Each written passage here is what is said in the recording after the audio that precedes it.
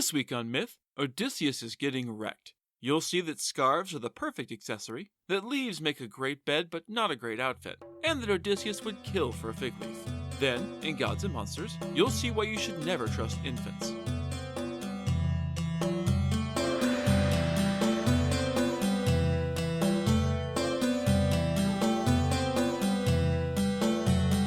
This is the Myths Your Teacher Hated podcast, where I tell the stories of cultures from around the world in all of their original, bloody, uncensored glory. Modern tellings of these stories have become dry and dusty, but I'll be trying to breathe new life into them.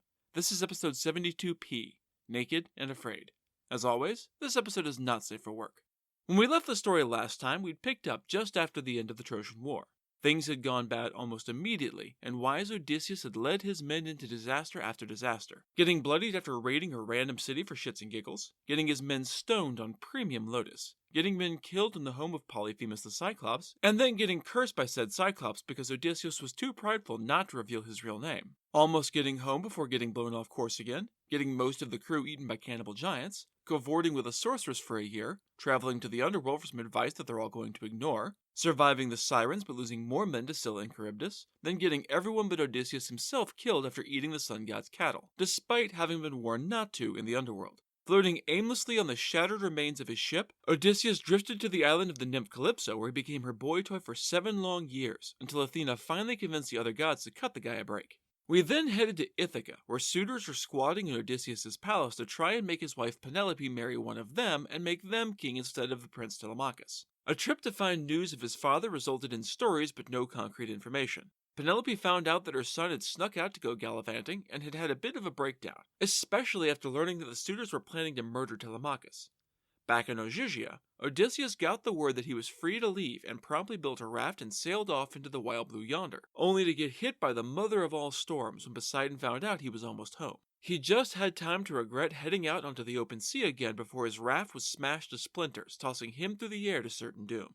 The massive waves smashed down on Odysseus' head as he cursed his fate, wrecking his surprisingly luxe raft and sending him sailing off into the drink. He had just long enough to think that the men who had died quick, valiant deaths at Troy had been the lucky ones before he crashed into the heaving waves. Hurled with terrible ferocity, Odysseus was driven deep beneath the surface. Having spent a lifetime on the ocean, he immediately began to kick for the surface far above, but he honestly didn't think he was going to make it. The fine, flowy clothing that Calypso had gifted to him as he left had become waterlogged and dragged him down into the icy depths like the ragged claws of death itself. His lungs burned as he fought, hoping desperately that he hadn't gotten turned around in the confusion of impact and was actually headed for the surface. The world pulsed around him in time with his heartbeat, and a dark tunnel began to creep in at the edges of his vision. He had maybe seconds before he would have no choice but to breathe in a lungful of cold seawater and a painful death. Odysseus burst through the waves, gasping desperately for the sweetest air he'd ever tasted, even if it was heavily laced with salt water.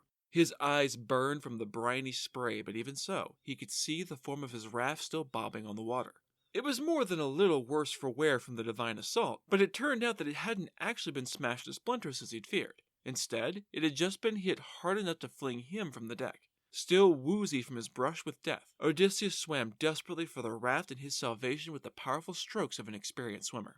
Finally, after what felt like years of desperate effort, Odysseus felt the solid wood of his well-built craft under his hand. With a great heave, he pulled himself out of the surf and onto the planks of the raft where he could finally lay on his back and rest. Everything hurt, and he didn't think he'd ever been quite this tired, but he was alive. Poseidon hadn't quite managed to kill him. In a continuing theme for this particular tale, Odysseus got unreasonably lucky yet again.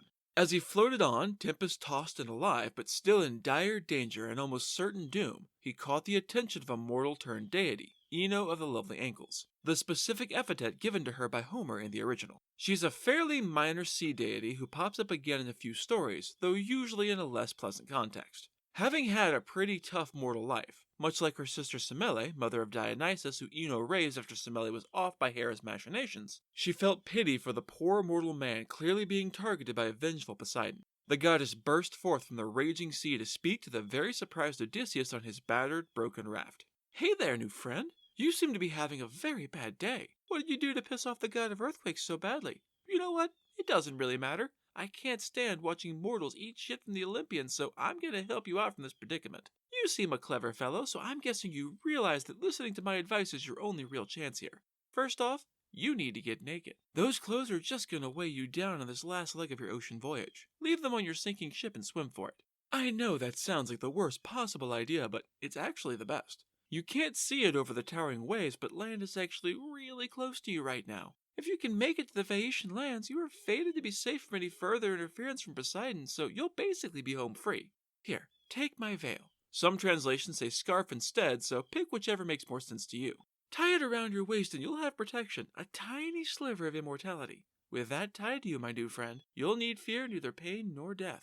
It only works in the ocean since that's my domain, so as soon as you feel solid earth under your hands, quickly untie it and throw it back into the wine dark sea as far from the shore as you can manage. Make sure to turn your head away as you do.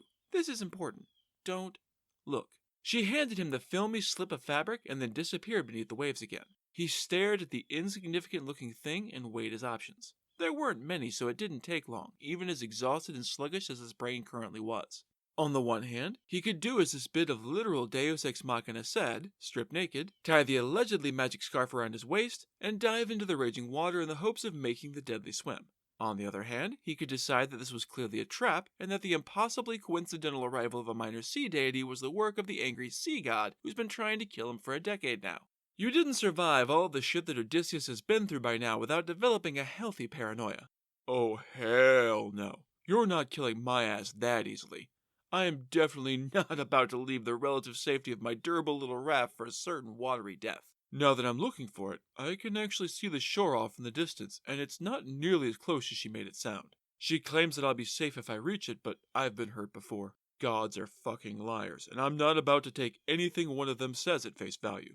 You know what? I think there might be a third option after all. I'll hang on to my raft as long as I can, and let it take as much of the storm's abuse as it can. Once it finally starts to come apart, once the breakers smash it to pieces, I can make the final mad dash for the shore from a much better spot. So resolved, Odysseus settled himself to ride this thing out as long as he could, hoping that the storm would keep driving him closer to shore. So naturally, Poseidon picked that exact moment to fuck shit up. Seeing that Odysseus was going to stick with his raft, the god of earthquakes sent a monstrous wave to finish the job.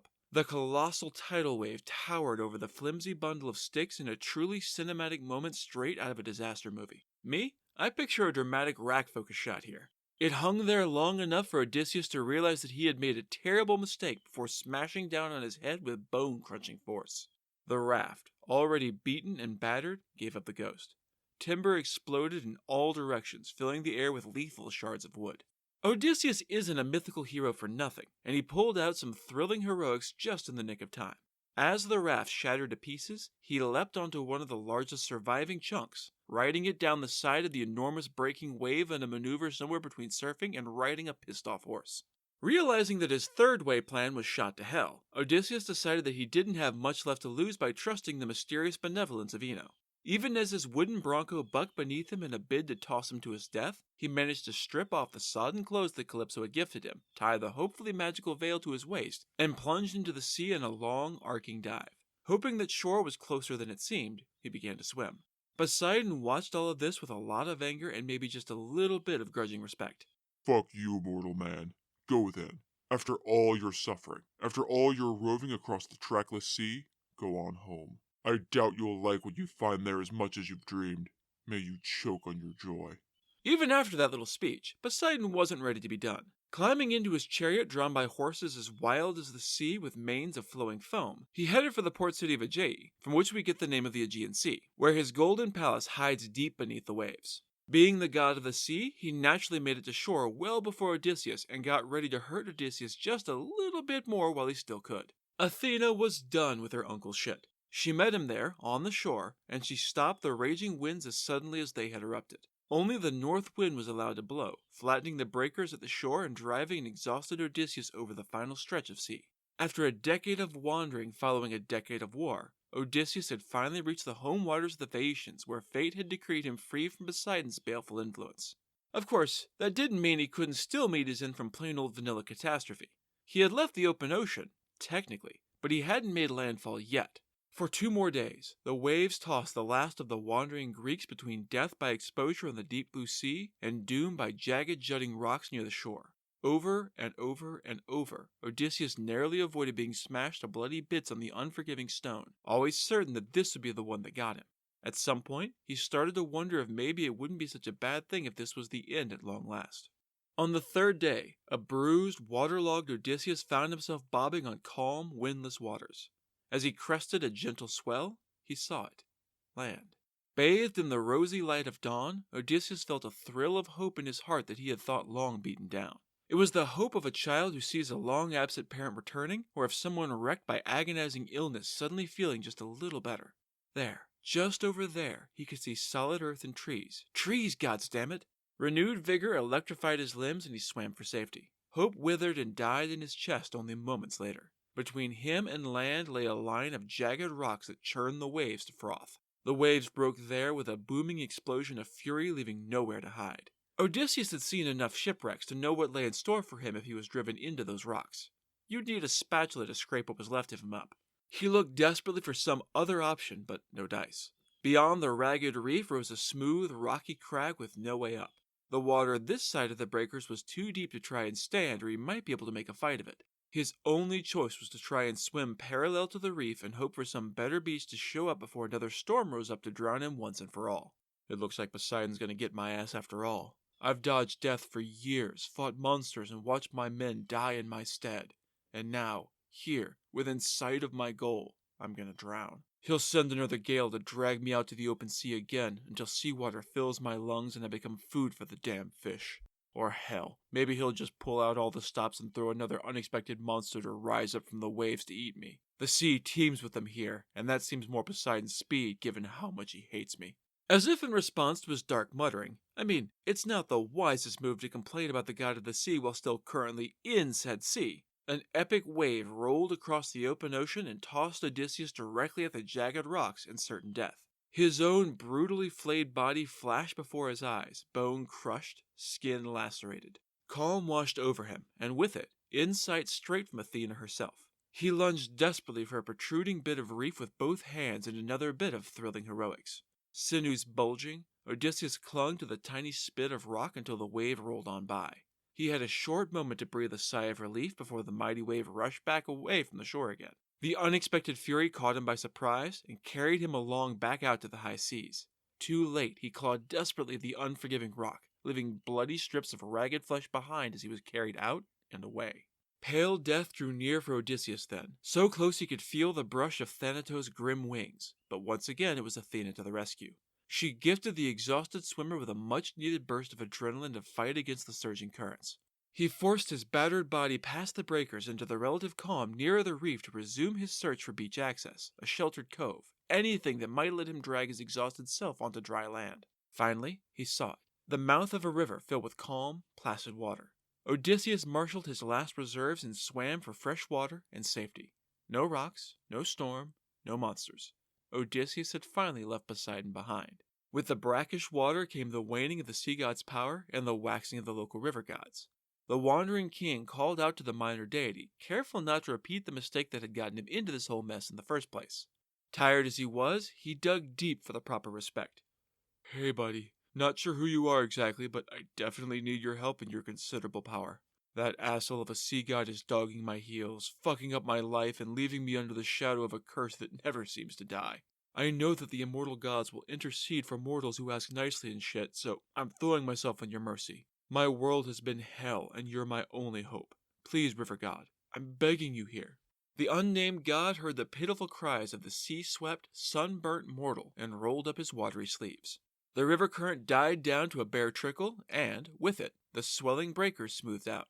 Odysseus flailed into the sandy shore in the last burst of ocean waves, knees buckling as he finally climbed out of the water. His body was swollen and bruised from the weeks of abuse on the open ocean. He retched, briny water pouring out of literally every orifice as he panted in utter exhaustion. He was spent, and blackness crept in at the edges of his vision as he came close to passing the fuck out. He took time to let his hammering heart calm down a little and his breathing steady before taking the goddess's veil off his waist and dropping into the once more swift current of the river. Despite the very specific warning not to look when he did this, which almost always has dire and immediate consequences, nothing at all happened. The scarf floated down the river to the sea, where Ino caught it in her hands and took it back. The weeks of struggle were catching up to him, and Odysseus struggled his way up the banks and into the deep reeds that grew there. Flinging himself to the dry, solid, unmoving earth, he kissed the green grass in gratitude for his safe arrival. He'd done it. He had made it across the sea and escaped the wrath of Poseidon, which was not to say he was safely home. Flopping himself down on his back, Odysseus looked up into the sky and wondered aloud what came next. "All right, you miserable bastard, what now? If I spend the night out here in cold spray, soaked as I am, I'll freeze to death by morning. Hell, I'm already shivering and I'm still warmed up from that terrible swim. Of course, if I head inland and try to climb that slope to the dark, foreboding woods over there, I'm pretty sure I'll sleep super great right up until a bear eats my ass. So which way do you want to die, Odysseus? The icy fangs of exposure, or the literal fangs of some wild beast?" He reviewed his own judgment, found it flawless, and realized that he really did just have the two options. Assuming he didn't want to go for option C, pun intended, and throw himself back into the ocean to drown. Considering the choices, Odysseus decided to risk the forest. Worst come to worst, at least he'd die after a nice nap in a soft bit of greenery. Before long, which was good because he was still dead-ass tired, he came to a small grove in a little clearing. The bushes around the edge screened him away from the wind, and the thick foliage from the trees overhead would keep any sudden rainstorm from soaking him through. Even better, there was a little hollow between two olive trees that looked dark and warm and cozy. Two trees sprang from the same root, though one was wild and one was domesticated. The entire clearing was coated in a thick carpet of leaves, more than enough for bed and blanket both.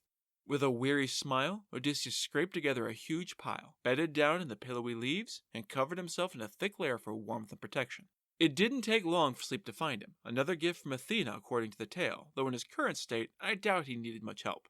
While the weary traveler rested a while, freed from his labors for a time, Athena journeyed ahead of him to the Phaeacian city. They had originally come from Hyperia, a gentle land that lay uncomfortably close to the savage home of the brutal Cyclops. The monstrous giants had made something of a habit of raiding the smaller, weaker human city whenever they needed something, or just felt like bullying someone a little, as a treat.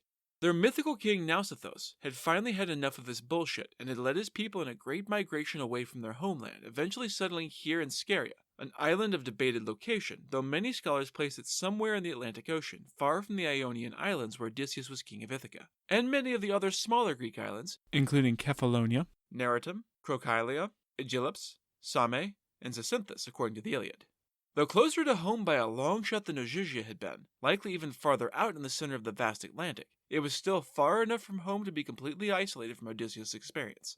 They had built a great city here on their isolated island, with tall, stout walls, charming houses, splendid temples to the undying gods, and vast fields for feeding their people. Of course, King Nausithous had long ago died, his shade traveling down to dusky Hades. The land was now ruled by wise King Alcinous. Athena headed straight for his palace, godly brain churning with plans and schemes to get Odysseus the rest of the way home. It wasn't the king she was looking for, but his daughter Nausicaa. No, not the one from the classic Miyazaki film, though this version is definitely the influence for the latter. The young woman was said to be beautiful enough to be a match for the deathless gods themselves, though just humble enough to avoid pissing them off for it. As we've seen before, the princess had two handmaids only slightly less powerful and beautiful than she, who slept in her room and spent their time waiting on her. Their gleaming, intricately carved door was shut, of course, but such things are no barrier to a goddess. Athena ghosted through the palace like a gentle breeze, unseen and unmarked by all who lived there, until she came to Nausicaa. Her form blurred as she took the likeness of the daughter of Dymas, one of the king's sailors, a young woman the same age as the princess and a good, trusted friend. She was one of the few who could criticize the princess, and Athena took full advantage of that. As she had done with Penelope, the goddess of wisdom and cunning spoke to the princess in her dreams to get through to her subconscious. "Nausicaa, your poor mother must be embarrassed about having such a careless daughter. I mean, your clothes are just scattered all over your room willy-nilly. It surely won't be long before you get married, and those dresses will make fine gifts to your bridesmaids. Good bridesmaids' gifts are super important for making a good first impression as a bride. This simply won't do. Come on, let's go wash them together before anyone else wakes up. You won't be single for long, girl, I'm sure of it. All the best Phaeacian men are courting you, and I'm sure you'll meet the right one soon. You should go ask your dad to harness the mules to a wagon for you so you can carry all of your sashes, dresses, and pretty clothing to the washing pool. They're so far from the palace, and it'll be a lot nicer to ride than to walk, right?" Confident that Nausicaa would do what Athena wanted now, the bright-eyed goddess headed back to Olympus to do goddess stuff. The pale light of dawn soon spread over the sleeping island, waking Nausicaa from her strange but vivid and insistent dream. Considering her dream friend's advice, Nausicaa decided to go see her parents, who were both early risers. The queen was at the hearth with several ladies in waiting, spinning yarn on a spindle from lustrous blue sea wool. The king was already on his way out the door for a council meeting with the island lords when Nausicaa came in. She was an old hand at wrapping her beloved father around her little finger, and she wheedled him for what she needed. Daddy, could you maybe have the mules harnessed to the wagon, the tall one with the good wheels? I want to take some clothes down to the river for a good washing. They're beautiful, Daddy, but they're all dirty now. If you're going to be meeting the island lords debating the finer points of law, you should really be in spotless robes, don't you think? And my older brothers do too. 2 of them are married, sure, but the other 3 are full-grown, lusty bachelors, always demanding crisp linens when they go out to dance with the ladies, and all of that falls on me. Despite being a princess, Nausicaa was too shy to bring up her own hopes for marriage to her parents, but her dad knew her well enough to see what she was getting at anyway. You know I can never deny you anything, my beloved daughter. Head on down to the stables, and I'll make sure the good wagon is waiting for you. As she left, pleased with how the morning was going, the king called his stablemen up to give them the orders as promised. By the time the princess had carried her clothes down to the stables, the wagon was hitched up and ready. The queen had packed a nice picnic lunch, complete with a skin of nice wine for Nausicaa, and a golden flask of olive oil for her and her maids to rub on after cleaning to soften their skin. Nausicaa thanked her mother for her thoughtfulness, climbed onto the wagon, and flicked the reins. Her maids, not fancy enough to ride with the dirty clothes, walked alongside the wagon. They reached the river banks by early morning, a pleasant spot where the current was always strong, cool, and clear to scour out even the most stubborn of stains. Loosing the mules to munch on the fresh clover that grew nearby, Nausicaa and her maids carried armfuls of laundry from the wagon to get down to business. The girls made a game out of it, racing each other to finish first and spread the clean clothes on the rocks to dry. When everything was clean, the girls stripped down and washed the sweat and grime off their own bodies, finishing off with the olive oil and a picnic. Having eaten to their heart's content, the young women decided to play a ball game until the clothes finished drying under the noonday sun. Pale Nausicaa naturally led the fun, starting up a song along with the game. The story goes into detail comparing the lovely Nausicaa to the famously beautiful Artemis who, like the young princess, was unmarried and innocent. She also just so happens to be cavorting near the spot where our hero Odysseus just happened to be taking a naked leaf nap. Nausicaa tossed the ball to one of her maids with just a little too much mustard, and it sailed over her head to splash in a deep pool, much to everyone's dismay. The assembled women all yelled in disappointment, waking Odysseus from his goddess-inspired sleep. Heart-pounding in terror that some dread beast was about to rip open his throat, Odysseus sat up and looked around. Mad of misery, what have I stepped into this time? Is this going to be a repeat of those awful cannibals, the Laestrygonians? Have I been discovered by savage, lawless men who will murder me for trespassing? He paused, listening more closely. No, those are the voices of young women. Or maybe mountain nymphs? Wait, are they speaking my language? Okay, Odysseus, there's nothing to do but sneak out and see for yourself. Up and at him, big boy. Even as he muttered to himself, he climbed out of his bed of leaves and found a particularly leafy branch to use to hide his dick and balls. Hey, he might be a violent warrior who captured slaves for being in the wrong place, but he was still civilized. He wasn't about to do the no pants dance in front of a bunch of strange young women. He could smell food, though, and he was ravenous, so holding the branch to hide his shame, he headed down to the riverbank. The young women took one look at the dirty, battered, unshaven wild man stumbling toward them out of the woods and took the utterly reasonable step of getting the fuck out of there. Only King Alcinous's daughter, the Princess Nausicaa, stood her ground in the face of this unexpected danger. Athena had granted the young woman a measure of her own courage, though she also had plenty of her own to start with, so she held fast as the shambling leaf pile approached her. Odysseus considered flinging himself at her knees to beg for help, but figured that she might reasonably be spooked by that gesture. He decided that it made more sense to stand where he was and ask for help from here. Princess? You look like a princess, so I'm just taking a stab in the dark here, so you might be a goddess of some kind instead. Artemis, maybe? Actually, now that I get a good look at you, you might really be Artemis. You've got her build and her wild eyes. If you are in fact immortal, your parents must be so proud of having you as a daughter. And your husband, assuming you have one, must count his lucky stars every time he lays eyes on you. I don't think I've ever seen anyone else quite like you before, and I feel a sense of wonder at being in your presence. Actually, I did see something that reminds me of you once. In Delos, beside an altar to Apollo. There was a young slip of a palm tree springing into the light from the soil. I was there at the head of the army at the beginning of the campaign that ruined my life. I'm too awestruck to come to you and grasp you by the knees through the pain that racks my body right now. I only escaped the heaving ocean waves yesterday after 20 days on the open sea, trying to escape from the isolated island of Ogygia.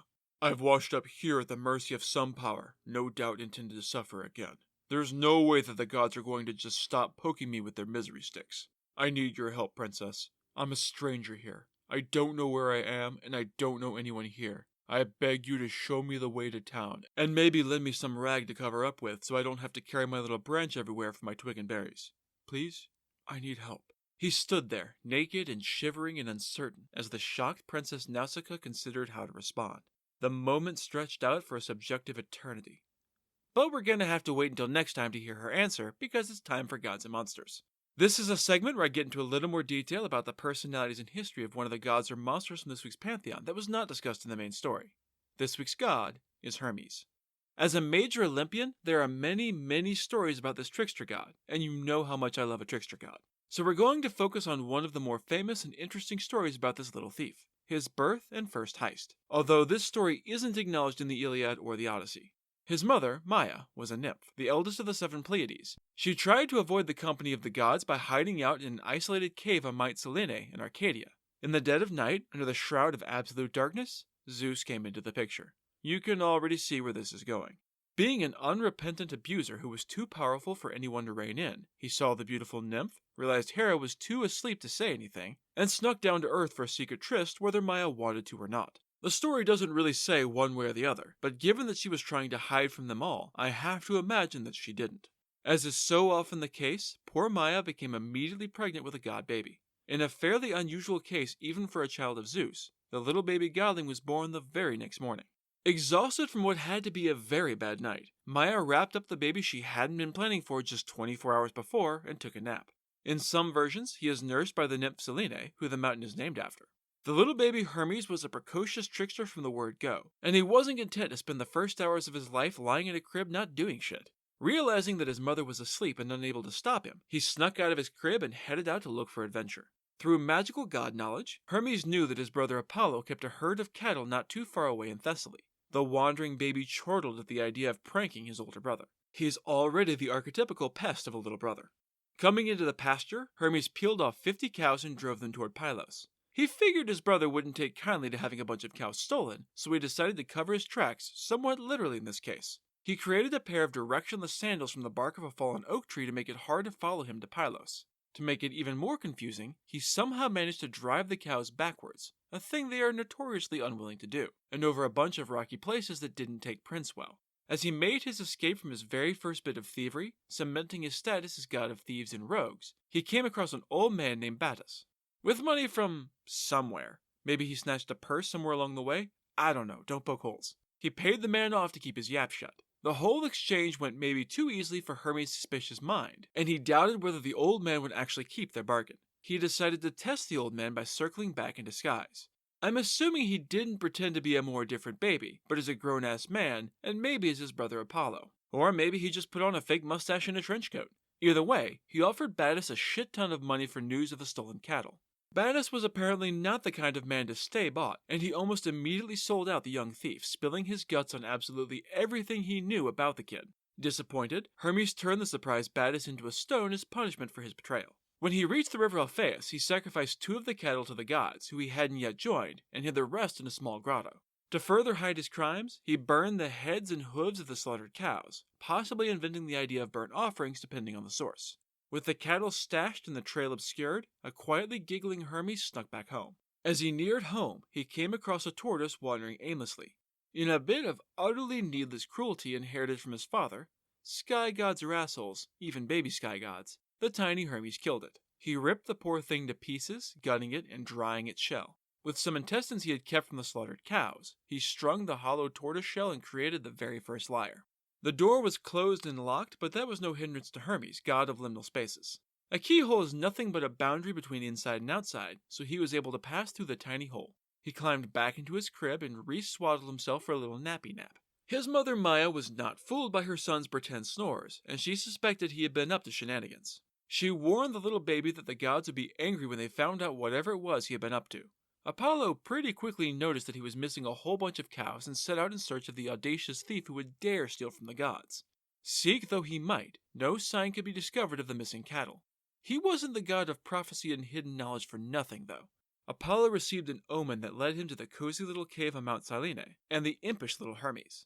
It clearly pointed to the infant as the thief, and an angry Apollo loudly demanded his cattle back.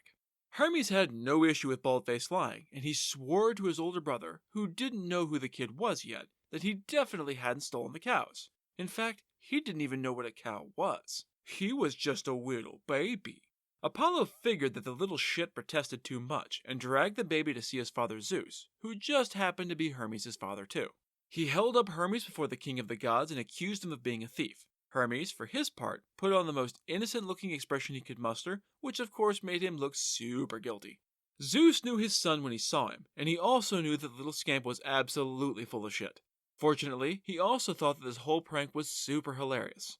Alright kid, that's pretty funny. I like you, but it's time to fess up. Take Apollo to the cows you stole, and everything will be okay. Shrugging, Hermes did as he was asked. They all traveled to Earth, to the little grotto where the 48 cows were hidden. Apollo counted quickly and came up short. Hermes explained that he had divided the 2 cows up into 12 equal portions as sacrifices for the 12 gods. Apollo did another quick count and noted that there were only 11 Olympians. Who was the 12th portion for? Me, said the ever-humble Hermes. Apollo was pissed, but he had most of his cows back, so he was going to make the best of things, but he was going to complain about it the whole time. To try and soothe the angry god, Hermes began to strum on his brand new murdered turtle instrument. Apollo, who would one day become the god of music, was charmed by the beautiful melody. Apollo asked for the instrument, offering the herds of the gods in exchange. Thus did Hermes become the herdsman of the gods instead of his brother Apollo. Needing something to pass the time, he carved himself a pet of pipes he named a syrinx, an alternate to the story we saw with Pan, who is usually considered a son of Hermes in episode 72F. Apollo was even further charmed by this inventive little baby and asked for the pipes as well, thus cementing his place as god of music. In exchange, he offered the golden staff that would later become the caduceus, the winged staff that Hermes always carries. This whole exchange helped lead to Hermes becoming the god of trade and merchants. Apollo offered to let his former nurses teach the baby Hermes the art of divining the future from a pebble. Zeus still needed a word with the thief. While it was pretty funny, he couldn't have gods stealing from other gods like that. Hermes swore that he would never lie or steal again, at least not to or from the gods, if Zeus gave him his proper place on Olympus, and that was good enough for Zeus. He offered his son the role of messenger of the gods, which is who we know him as. He was also a chthonic god, serving in many stories as the guide of the souls to the underworld. He soon grew to young manhood, serving happily in his new role forever after. That's it for this episode of Myths Your Teacher Hated. Keep up with new episodes on our Facebook page, on iTunes, on Stitcher, on TuneIn, on Verbal, and on Spotify. Or you can follow us on Twitter as @HardcoreMyth and on Instagram as Myths Your Teacher Hated Pod. You can also find news and episodes on our website at mythsyourteacherhated.com. If you have any questions, any gods or monsters you'd want to learn about, or any ideas for future stories that you'd like to hear, feel free to drop me a line. I'm trying to pull as much material from as many different cultures as possible, but there are all sorts of stories I've never heard, so suggestions are appreciated. The theme music is by Tiny Cheese Puff. Next time, Nausicaa is going to introduce Odysseus to her parents. You'll discover that creepy children exist in mythology too, that Phaeacians make the best sailors, and that isolated communities don't like strangers. Then, in Gods and Monsters, you'll meet the giant with a disturbing number of eyes. That's all for now. Thanks for listening.